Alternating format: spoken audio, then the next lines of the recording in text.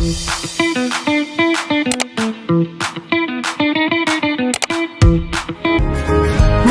mandiri dan kuat, tumbuh di lingkungan sehat, bersama guru yang hebat, penuh cinta dan bersahabat. Assalamualaikum warahmatullahi wabarakatuh. Selamat pagi dan salam sejahtera bagi kita semua. Puji syukur kita panjatkan kehadirat Allah Subhanahu wa Ta'ala, karena atas rahmat dan karunia-Nya kita dapat berkumpul bersama dalam kegiatan berbagi praktik baik implementasi 2 jurus PKM di SMK Negeri 1 Kademangan.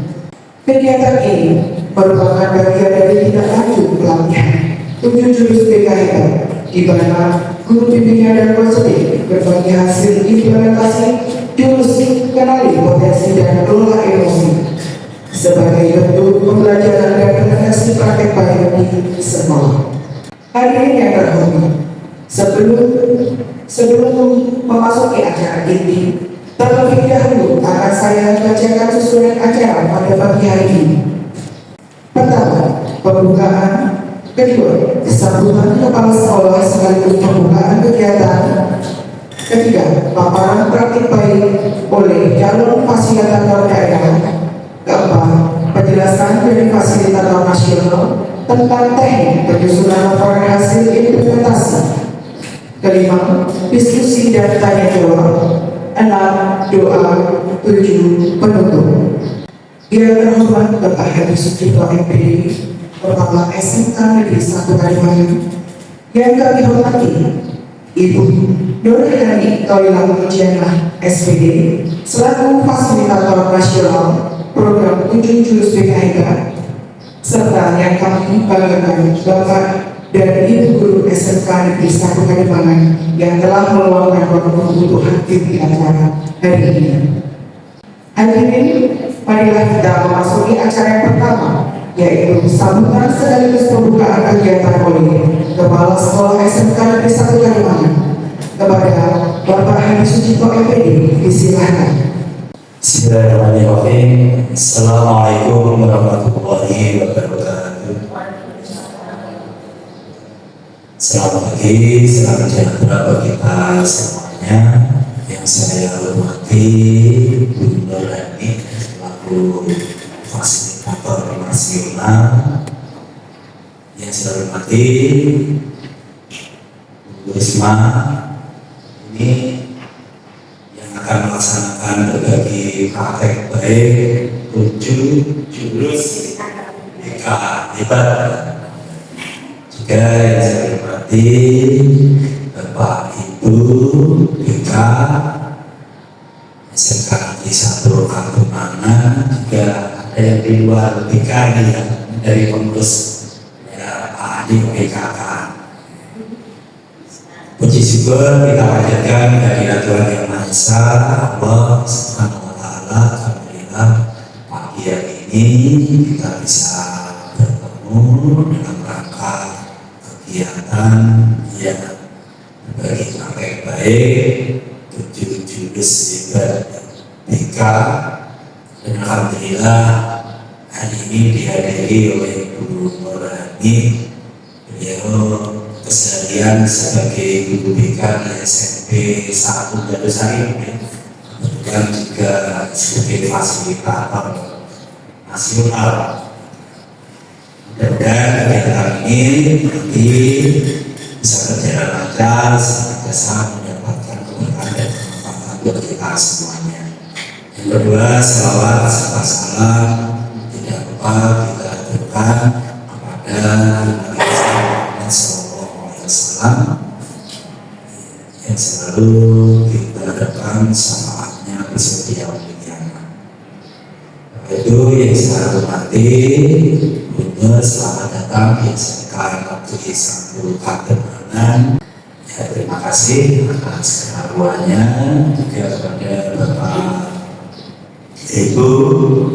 Ya, bisa saya ketemu dengan panjenengan semuanya, khususnya Bapak Ibu BK. Saya berpesan satu hal, Bapak Ibu, ini peran guru BK itu sangat urgent sekali, penting sekali ya, menghadapi ya problematika terutama di SMK. SMK itu guru BK-nya saya katakan guru BK yang luar biasa. Namun yang sangat kompleks sekali persoalannya itu memang di anak-anak SMK. Ini alhamdulillah kesetaraan juga bermasalah. Nanti saya diberikan materi yang tulis ya, 7 jurus apa itu hebat ya. Mudah-mudahan jurus ini bisa mengatasi ya juga 7 persoalan hebat yang sekarang dihadapi anak-anak saat ini. Saya kira itu yang bisa kami sampaikan pada kesempatan kali ini.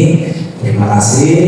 Dengan mengucap Bismillahirrahmanirrahim, kegiatan berbagi praktek baik 7 jurus pernikahan hebat pada pagi hari ini saya nyatakan dibuka dan dimulai. Terima kasih. Ada kurang lebihnya kami mohon maaf. Saat ini wassalamualaikum warahmatullahi wabarakatuh.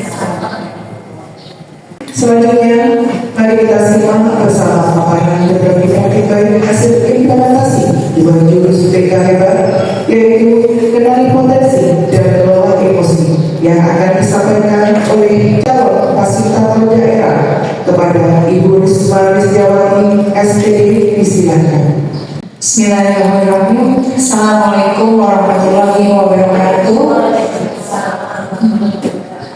Alhamdulillah, segala puji bagi Allah SWT sehingga pada kesempatan hari ini kita bisa berkumpul di ruang BKK lantai 2 dalam kondisi sehat. Alhamdulillah, pada kesempatan hari ini kami hormati Bu Fasnas, Bu Rohani yang sudah jauh-jauh dari ujung utara dan berkenan untuk hadir di SMK kami untuk melakukan pendampingan. Saya mohon bimbingan dan juga arahannya. Semoga dengan kegiatan berbagi praktik baik ini bisa semakin meningkatkan kompetensi bagi diri saya pribadi, juga meningkatkan upaya untuk bisa berkolaborasi dengan teman-teman sejawat di sekolah seperti itu. Saya mengucapkan juga terima kasih pada Bapak Ibu guru semuanya. Kebetulan ini tim saya semua Bu di BK dan BKK. Ini support system terbaik saya di sekolah yang selalu saya repoti, selalu saya minta bantuan. Semoga Allah membalas dengan yang lebih baik lagi. Satu program di mana untuk bisa berbagi tentang implementasi yang sudah saya laksanakan kemarin itu sudah memberi dampak atau memberi satu efektivitas atau inovasi dalam kegiatan layanan kepada siswa. Dan pastinya 7 jurus BK ini harapannya itu tidak hanya dilaksanakan oleh guru BK saja ke depan, tapi semua guru mata pelajaran itu juga akan melaksanakan seperti itu. Hanya di sini memang diinisiasi ada kami selaku Fasda diminta untuk membagikan praktik implementasi sebagai referensi yang mungkin nanti Bapak Ibu bisa kita kolaborasi bersama untuk semakin meningkatkan kualitas layanan kita kepada siswa. 7 jurus BK kita ini sendiri Bapak Ibu itu merupakan jurus yang merepresentasikan satu keterampilan baik sosial maupun emosional. Kalau kita mungkin guru BK sudah biasanya mempraktikkan ini social emotional learning yang kita biasa mempraktekkan itu berbasis LMS kalau sebelumnya, tapi kita juga ke depan itu akan berkolaborasi mempraktekkan secara klasikal untuk bentuk layanannya. Jadi kegiatan pemberian layanan representasi terkait dengan sel ini sendiri mencakup 4 bidang ya, di mana pribadi, sosial, belajar maupun karir. Di mana 7 jurus itu sendiri diantaranya yang pertama adalah kenali potensi, kelola emosi, tumbuhkan resiliensi, menjaga konsistensi, jalin koneksi, bangun kolaborasi, dan menata situasi. Nah, untuk 2 jurus ini sebenarnya memang jurus 3 dan 4 itu lebih fokus kepada konseling individu, sehingga nanti mungkin itu yang 2 jurus itu yang akan berbeda diberikan khusus untuk guru BK, sedangkan 5 jurus yang lain atau 7 jurus ini mungkin secara klasikal akan bisa diberikan oleh guru mata pelajaran yang lain seperti itu. Hanya kalau layanannya untuk terkait resiliensi dan konsistensi nanti diberikan dalam bentuk konseling individu. Nah, yang membedakan lagi pelatihan jurus BK Hebat, 7 jurus BK Hebat ini kita menggunakan pendekatan ARKA ya, juga mendorong guru BK untuk belajar aktif, efektif, dan langsung mempraktikkan di sekolah masing-masing menggunakan metode ARKA. Yang pertama, siswa alumni kita ajak untuk melakukan sebuah aktivitas, jadi aktivitas yang sifatnya bisa games, bisa mungkin bentuk-bentuk tebak-tebakan dan sebagainya, mungkin dengan fasilitas kartu, ulangan dan sebagainya.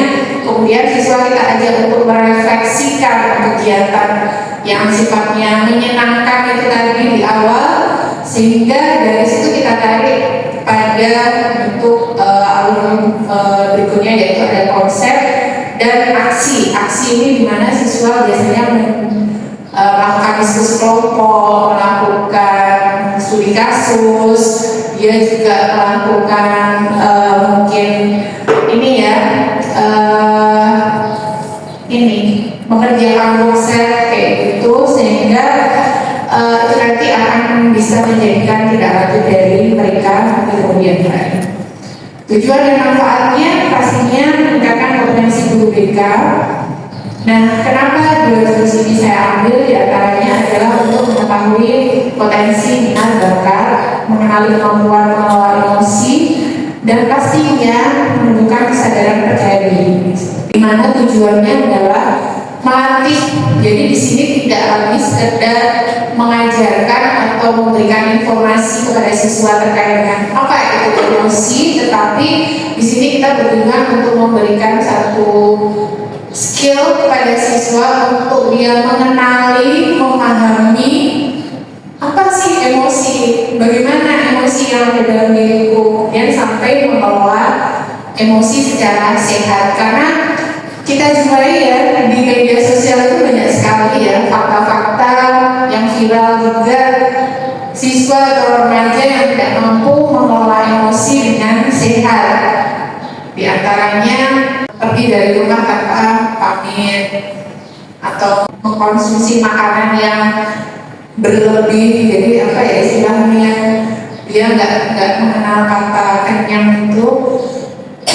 Jadi tahapan yang saya lakukan adalah kemarin di kelas atau di bimbingan klasikal itu, yang pertama adalah aktivitas di mana siswa saya ajak bersama-sama untuk saling bertanya kabar teman di sampingnya dengan beberapa permainan dan lagu. Kemudian mereka menyebutkan emosi saat ini yang dirasa apa dengan menggunakan gambar roda emosi. Jadi di sana tergambarkan ternyata hampir 100% siswa merasakan bersemangat. Jadi alhamdulillah tidak ada yang merasa sedih atau kecewa waktu itu.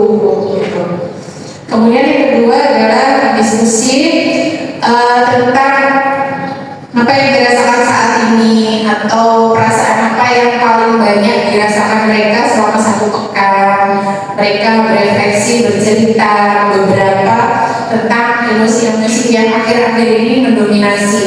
Dan sebagian besar yang perempuan ternyata banyak marah, sedih, karena ternyata mereka hampir berbarengan PMS-nya Bu. Jadi karena faktor itu mereka menyadari bahwasanya emosinya marah, sedih, kecewa itu karena overthinking karena lagi PMS seperti itu. Kemudian konsep saya menjelaskan tentang apa itu emosi, menjelaskan tentang 5 langkah dasar emosi regulasi atau regulasi emosi. Mereka harus menyadari, menamai, karena bisa jadi saya menyampaikan ke anak-anak, kadang ada orang itu yang tertawa terbahak-bahak, tapi sebenarnya dia hatinya itu lagi hancur gitu. Atau ada yang nangis terseduh-seduh, tapi sebenarnya dia lagi bahagia gitu. Jadi menamai emosi itu penting supaya kita tidak salah kaprah atau menjadi salah tafsir ketika orang yang ada di sekitarnya merespon emosi kita seperti itu. Kemudian saya ajak anak-anak untuk memahami penyebabnya itu apa. Jadi konsep ini saya berikan ke anak-anak dengan menggunakan alur worksheet itu. Jadi mereka pakai journaling. Jadi saya menggunakan journaling untuk memberikan kalimat pertanyaan-pertanyaan pemantik untuk melihat mereka bisa mengevaluasi dirinya masing-masing. Kemudian saya mengajak mereka untuk mengatur respon. Waktu itu kita menggunakan butterfly hug, jadi memeluk diri sendiri dengan afirmasi positif. Yang itu alhamdulillah anak-anak juga senang sekali karena bisa mempraktekkan itu, terutama pas lagi mungkin dia butuh validasi atau dia butuh mungkin dipeluk oleh seseorang tapi mungkin jauh dari orang tua, atau dia lagi putus cinta kayak gitu.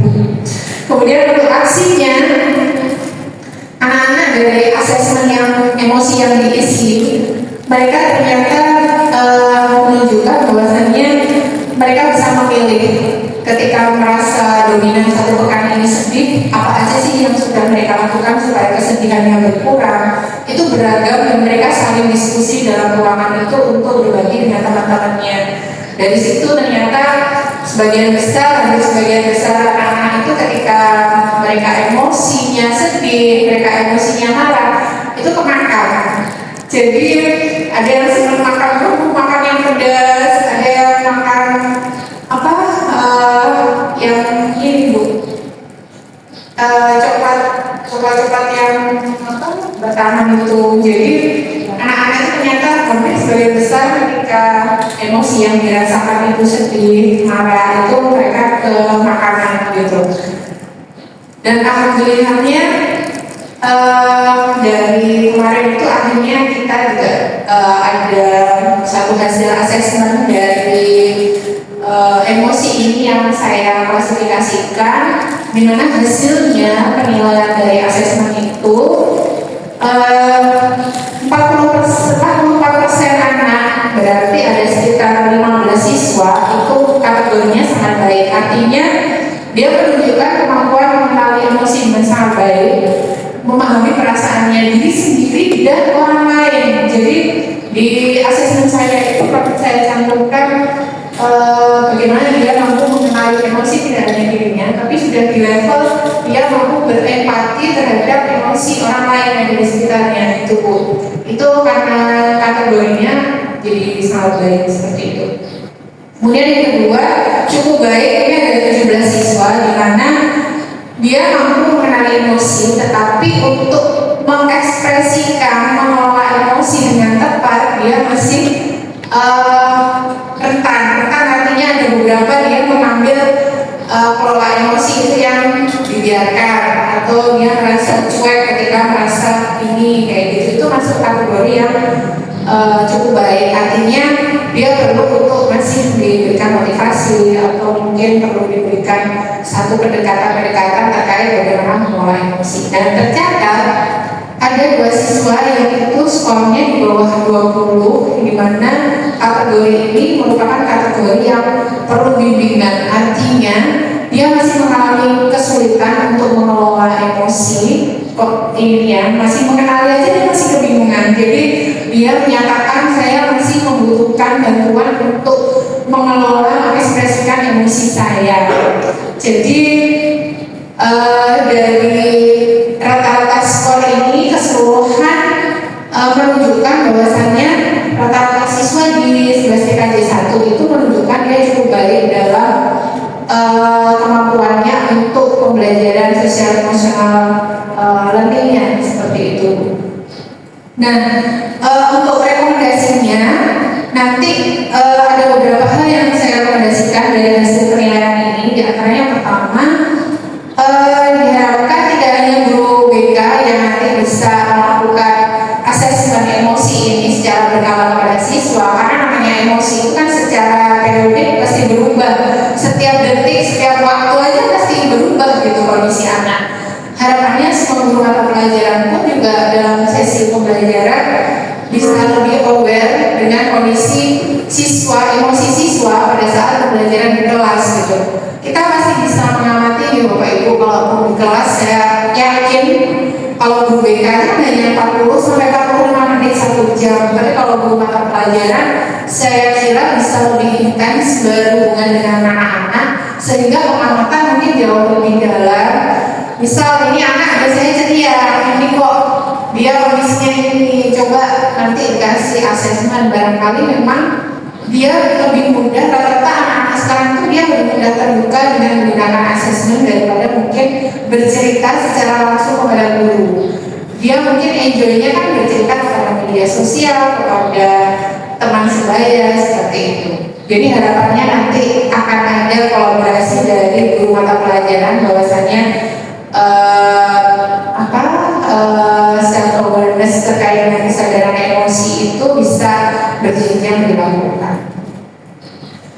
Dari hasil interpretasi data tadi, tindak lanjut yang akan saya lakukan itu adalah yang pertama, mengenali emosi diri ini diperkuat lagi dengan self awareness. Jadi kesadarannya itu ditingkatin lagi itu kepada seluruh siswa. Dengan kemarin rencananya saya akan menggunakan permainan ekspresi wajah dan gestur tubuh yang itu baru bisa diimplementasikan insya Allah pekan depan Ibu, karena pekan ini jadwalnya anak-anak pas berbarengan ada implementasi TKA. Kemudian layanan kelompok atau group guidance itu untuk kategori siswa yang cukup baik, di mana di sini kami akan membantu mungkin fasilitasi mereka untuk beberapa alternatif untuk mengelola emosi, karena dia menunjukkan masih kategorinya membutuhkan fasilitasi. Nah, tadi ada 2 siswa yang di sini saya catat yang membutuhkan konseling individu karena dia masih membutuhkan pendampingan terkait dengan kesulitan dalam mengenali dan mengelola emosi. Itu tadi akan saya jadwalkan untuk konseling individu seperti itu. Jadi langsung kepada 2 siswa ini. Kemudian implementasi yang berikutnya atau tindak lanjut yang berikutnya adalah kolaborasi dengan guru mapel dan BK, bahwasanya perlunya membangun pembelajaran ramah emosi dan empatik di kelas. Nah, kesimpulannya adalah secara umum hasil asesmen emosi ini sangat menunjukkan bahwasanya sebagian besar siswa cukup mampu, namun masih perlu penguatan untuk kesadaran diri seperti itu. Nah, ini Bapak Ibu lanjut jurus yang kedua itu adalah kenali potensi. Kebetulan sasaran saya itu adalah kelas 11. Mungkin di jurus kenali potensi itu sebenarnya ada 3 asesmen ya, ada kecerdasan majemuk, ada gaya belajar, sama resek. Nah, saya pilih yang resek karena saya pikir gaya belajar sama kecerdasan majemuk itu anak-anak sudah dapatkan di kelas 10 dan mereka sudah menggunakan itu untuk kegiatan belajar di kelas sehari-hari dan sudah diimplementasikan oleh guru mapel juga, sehingga saya melihat kelas 11 ini lebih butuh asesmen reasek untuk melihat potensinya terkait untuk melihat keberjenjangan dia terkait minat karirnya ke depan. Itu saya lihat memang lebih efektif karena reasek itu hasilnya mungkin lebih spesifik. Kalau gaya belajar sama kecerdasan majemuk itu kan lebih abstrak ya, sehingga untuk mereka melakukan tindak lanjut untuk dirinya sendiri itu masih butuh proses kolaboratif yang panjang dengan guru. Tapi untuk kelas 11 ini saya fokuskan mereka menggunakan asesmen reasek untuk melihat arah karir yang sesuai dengan potensi pribadinya. Sama metodenya menggunakan angka, di mana aktivitas yang pertama itu adalah ice breaking, di mana anak-anak menyebutkan nama dan juga hobinya masing-masing. Pastinya semua anak itu punya hobi yang beragam, tapi mereka hanya menyampaikan satu hobi yang paling disukai atau lebih sering dilakukan. Dan kenapa saya pilih aktivitas ini? Karena ternyata saya yakin anak itu ketika enjoy, dia akan isi itu kayak mudah, dia akan ringan ketika menjalani. Karena mindsetnya tuh udah yang kalian akan mengerjakan asesmen, mengenali potensi, itu kan terasa berat gitu mungkin bagi anak-anak. Sehingga setelah dari sini saya ajak anak-anak melakukan refleksi singkat tentang kalian tadi sudah menyebutkan apa yang disukai. Sekarang kalian bisa mulai mengingat-ingat apa sih skill atau kemampuan yang kalian kuasai saat ini gitu. Itu ada anak yang bilang, Bu, saya bisa loh ganti gas LPG gitu. Jadi kalau gas di rumah habis dia ganti, itu menurut dia itu sebuah skill dan memang benar gitu. Karena ternyata nggak semua orang itu bisa ganti gas, saya nggak bisa gitu. Atau ada yang saya bisa kompakan gitu. Oke, jadi saya fasilitasi semua skill-skill yang menurut anak-anak itu satu skill yang memang yang remeh, tapi ternyata itu berguna, bermanfaat dalam hidupnya mereka seperti itu. Kemudian di konsep saya akan menjelaskan, saya sudah menjelaskan kepada siswa tentang pemaparan teori multiple agency dan Piaget yang itu oleh John Holland, di mana mereka nanti akan melakukan asesmen mandiri, mereka juga akan melakukan interpretasi secara mandiri. Dua asesmen ini saya harapkan anak-anak terbiasa menginterpretasikan hasil asesmennya sendiri, karena saya berharap mereka sudah mulai bisa mandiri untuk menentukan tidak lanjutnya. Mungkin berbeda dengan jenjang SD atau SMP yang interpretasinya masih dari Bapak Ibu guru, tapi ketika SMK ini kenapa saya pilih mungkin asesmen online banyak ya Bapak Ibu, di Aku Pintar, di punyanya Pak Budi itu ada mereka tinggal belajar. Tapi di sini kenapa saya mengambil yang manual asesmennya, karena saya berharap anak-anak itu memiliki satu proses memahami dirinya secara utuh, tidak hanya membaca representasi hasil tes saja seperti itu. Dan alhamdulillah di sini tuh anak-anak jadi memiliki satu kebebasan untuk menilai dirinya. Dia tidak terpatok pada satu hasil tes sehingga aku seperti ini, masa aku seperti ini. Nah itu kan perlu konfirmasi yang panjang. Tetapi ketika saya manfaatkan alat tes manual ini, mereka memiliki satu self awareness yang bagus, yang terbentuk, ya jadi diri aku seperti ini gitu. Dan ternyata ketika mereka mulai men-score, menghitung secara manual hasil reaksi itu, mereka melihat ternyata, oh iya Bu, bener ya gitu.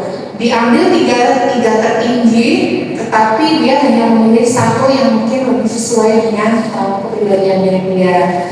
Dari situ anak-anak dari hasil reaksi itu kita ajak untuk mengisi website profil diri dan rencana karir. Dan alhamdulillah anak-anak menyatakan 100% sesuai dengan cita-cita dan mimpinya gitu.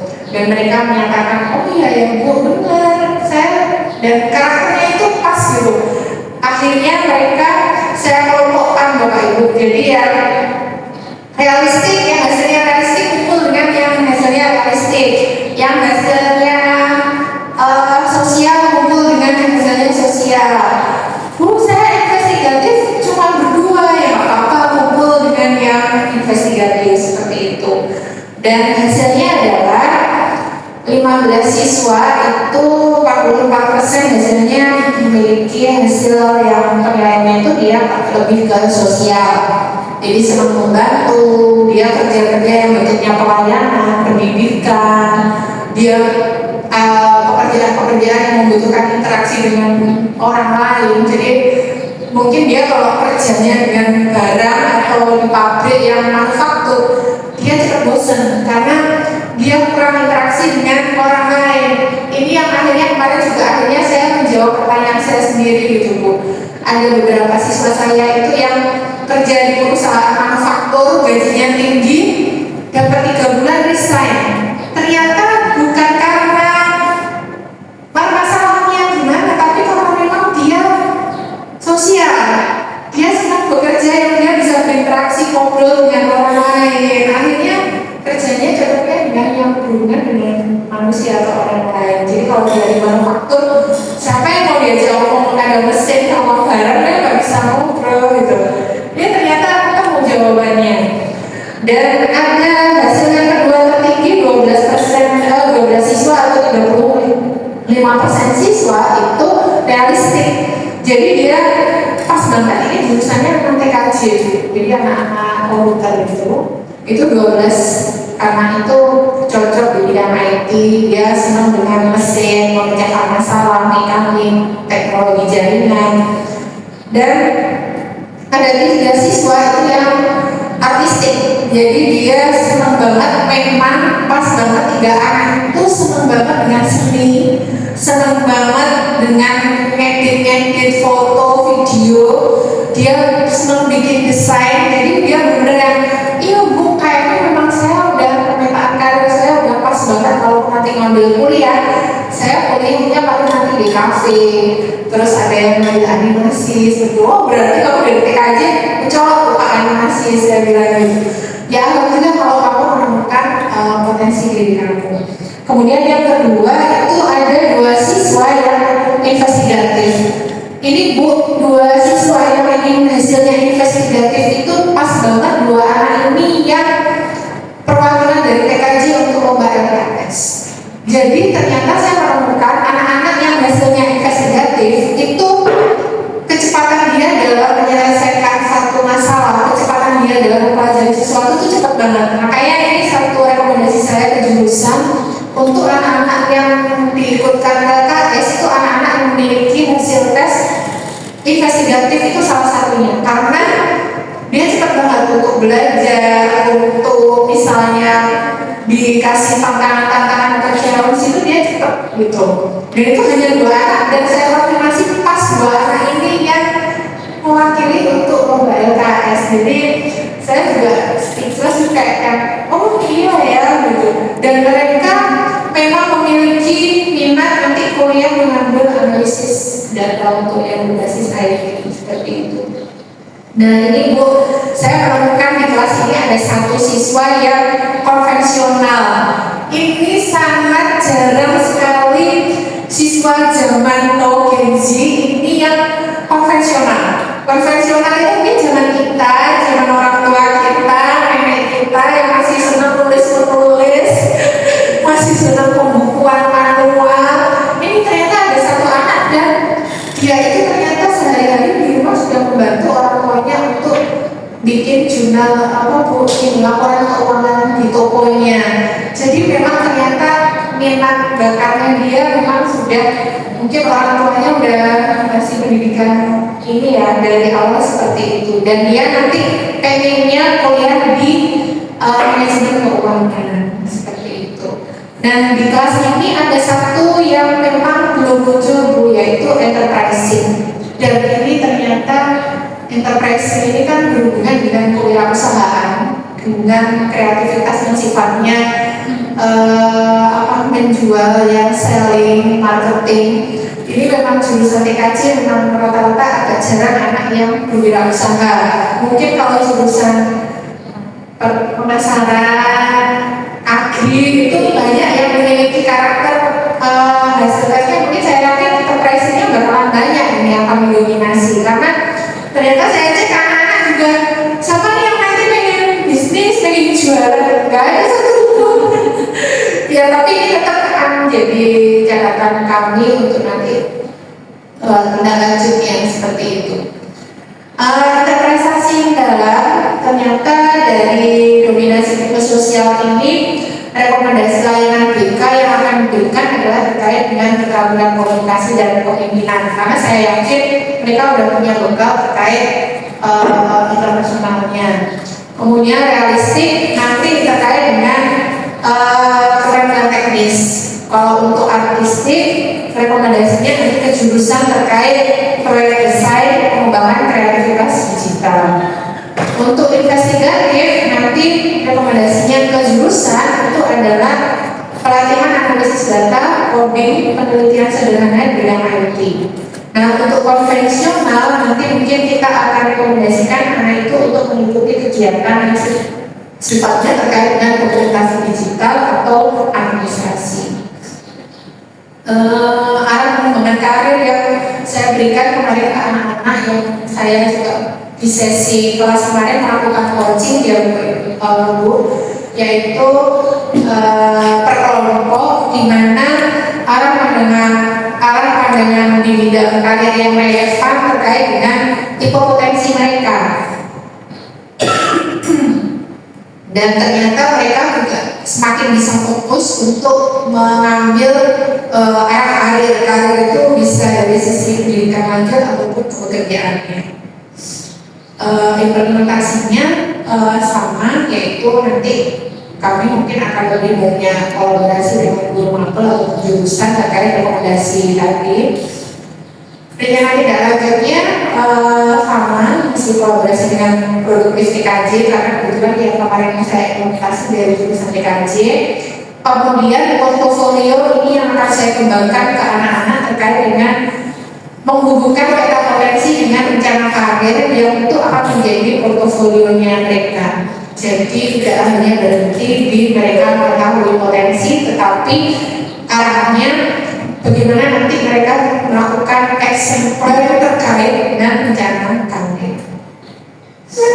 Dan kesimpulannya, sebelah TKJ 2 didominasi tipe sosial dan realistik, di mana ini ada keseimbangan antara teknis dan interpersonal, sehingga perlu dukungan yang mungkin nanti terkait intrapersonalnya.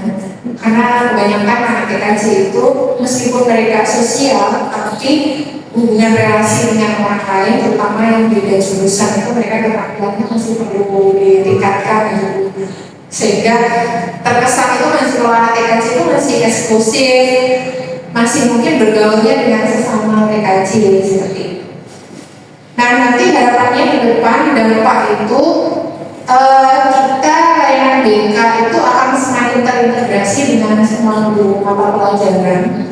Hasil dari layanan BK tidak hanya berhenti pada layanan yang diberikan di BK, tetapi layanan itu akan menjadi suatu alur informasi dan kolaborasi kepada guru mapel ataupun kepada jurusan, sehingga itu akan meningkatkan kesejahteraan psikologis well-being siswa di sekolah kita.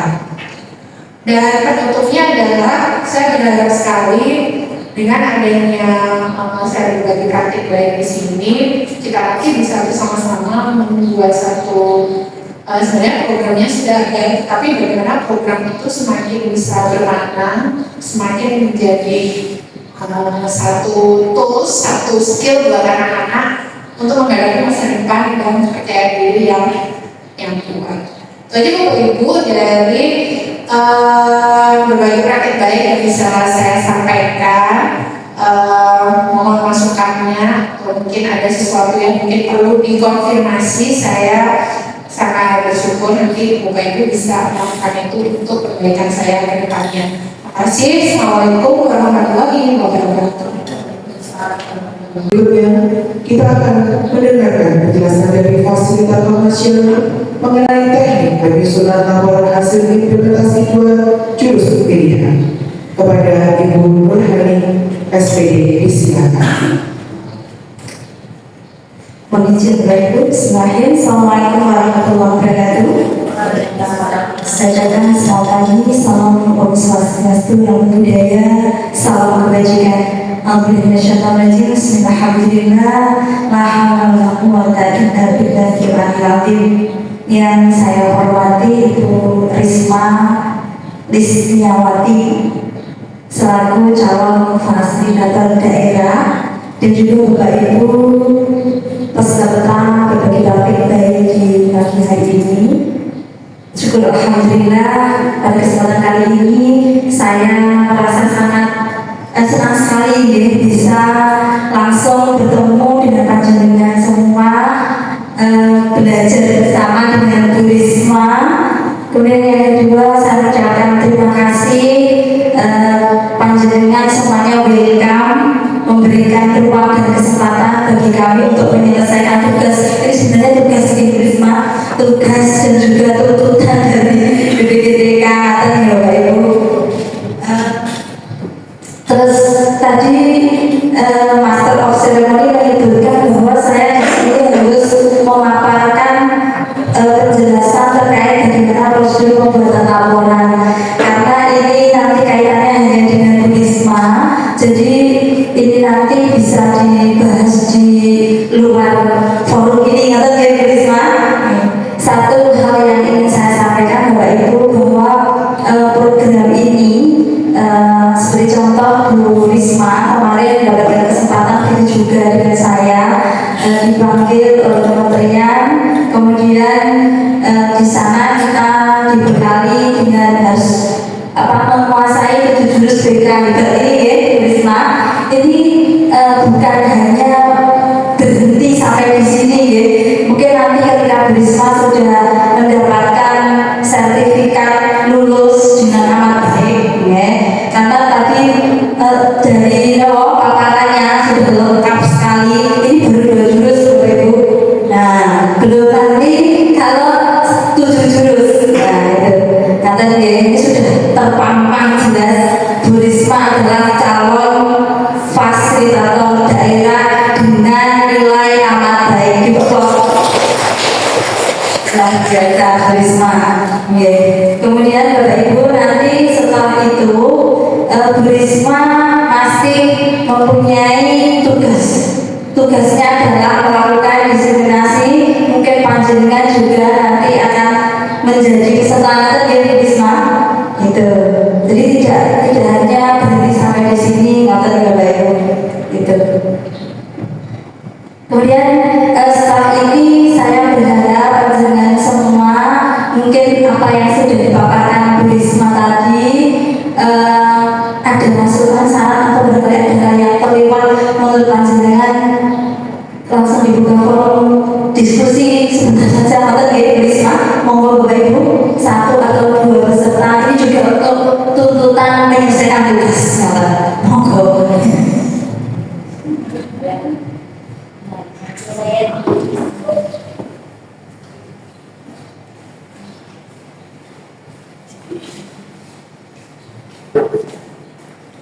Terima kasih kesempatannya. Saya Bu Anis, dulu Tika juga. Di sini tadi saya menyimak dari awal sampai akhir dari pemaparan Risma, sangat luar biasa sekali. 2 jurus saja itu sudah membuat saya waduh, kalau sampai ini diterapkan kepada siswa semua guru BK luar biasa. Mulai kita tidak ada yang istilahnya lulus SMK itu menganggur. Semua pasti akan sesuai dengan potensi-potensi, masuk ke potensi-potensi yang dimilikinya. Nah, terus tapi yang menjadi pemikiran saya ingin sekali tahu gimana sih 7 jurus itu step by stepnya seperti apa. Bisa dari 2 jurus aja tidak apa-apa, dari 2 jurus 1, jurus 2 itu step by stepnya itu seperti apa. Jurus 1 misalkan tadi jurus 1 yang tadi jurusnya tentang mengenali potensi. Ya, mengenali potensi itu langkahnya sedang saya misalkan nanti akan mengikuti langkah dari Risma, apa yang harus saya lakukan di kelas. Itu langkah saya apa sampai nanti pengakhiran 1 jurus itu seperti apa, mulai dari langkah awal sampai akhirnya, sehingga satu rangkaian jurus itu bisa saya implementasikan di kelas. Terima kasih.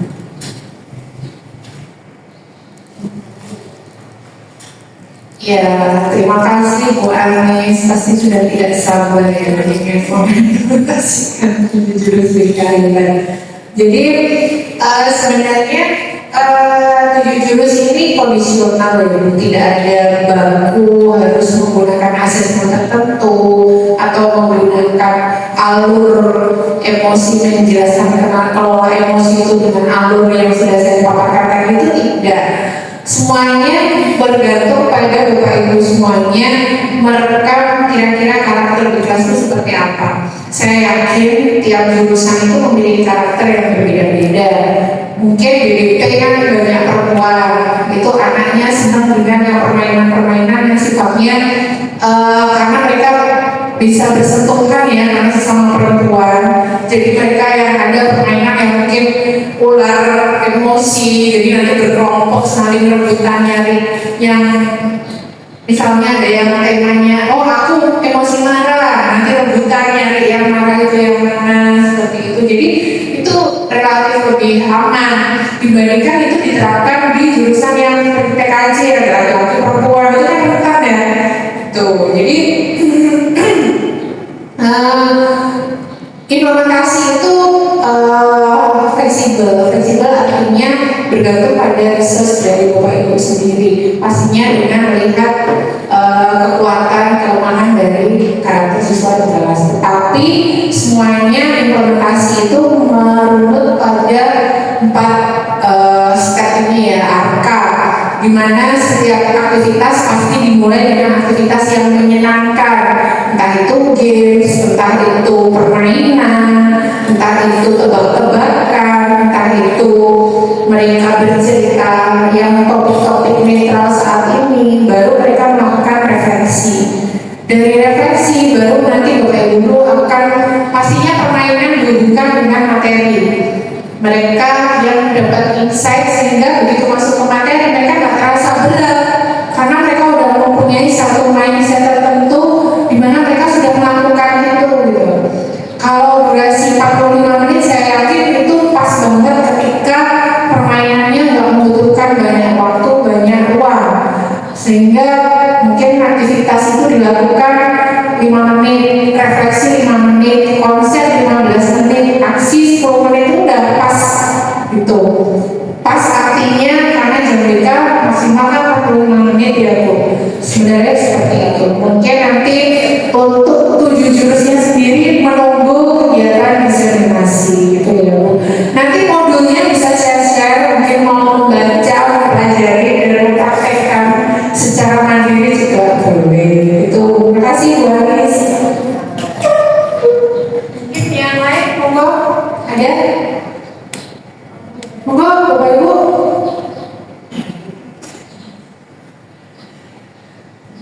Yang lain ada yang mau ditanyakan?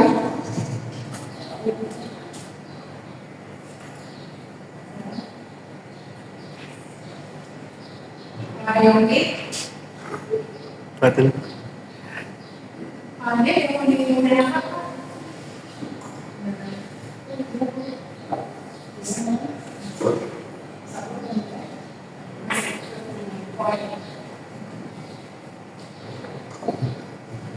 Jadi alhamdulillah kelihatannya sudah sabar nih Bu Rizky untuk bisa mengimplementasikan ke putra putri di kelas. Siap-siap awal Bu Rizky ya. Nanti kalau Bu Rizky sudah lulus pasti akan dapat giliran. Betul Bu Rizky? Jangan khawatir Bapak Ibu, panjenengan pakai pasti menjadi sasaran dalam kegiatan diseminasi. Sekali lagi bahwa program ini tidak akan hanya berhenti sampai di sini. Memang ini tahapannya sepertinya dibuat biar penasaran seperti itu ya. Nah, seperti itu. Spill dulu barangkali demikian kegiatan berbagi praktik di siang hari ini Bapak Ibu.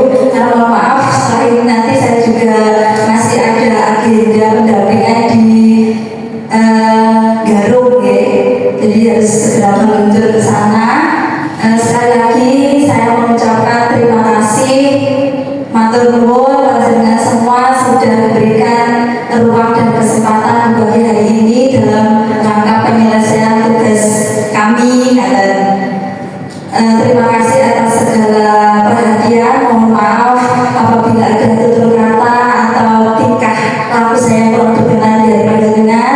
Sekali lagi saya mohon maaf yang setulus-tulusnya. Akhirnya Allahumma muwaffiq ila aqwamit thariq. Ihdinas siratal mustaqim. Assalamualaikum warahmatullahi wabarakatuh.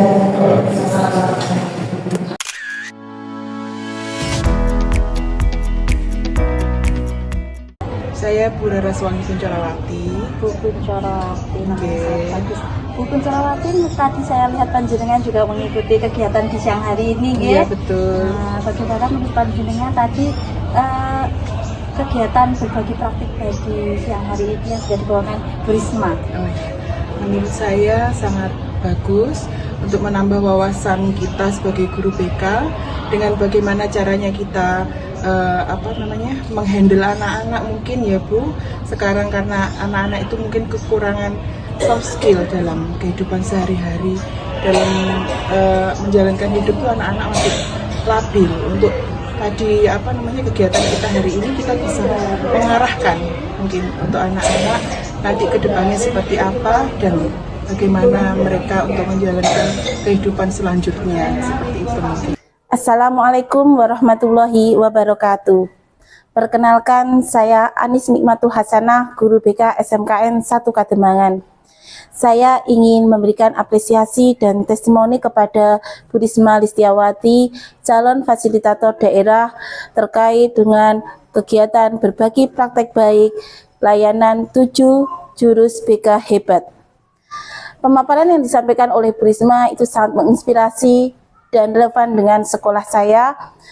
Pemaparan yang disampaikan oleh Bu Risma sangat memberikan inspirasi dan relevan dengan sekolah kami, di mana dengan anak-anak mengenali potensi dirinya, maka anak-anak akan semakin memberikan percaya diri yang sangat tinggi. Semoga apa yang disampaikan oleh Bu Risma ini memberikan semangat dan motivasi kepada guru BK yang lainnya untuk meningkatkan kompetensi dan profesionalisme dalam memberikan layanan BK kepada peserta didik. Terima kasih. Wassalamualaikum warahmatullahi wabarakatuh.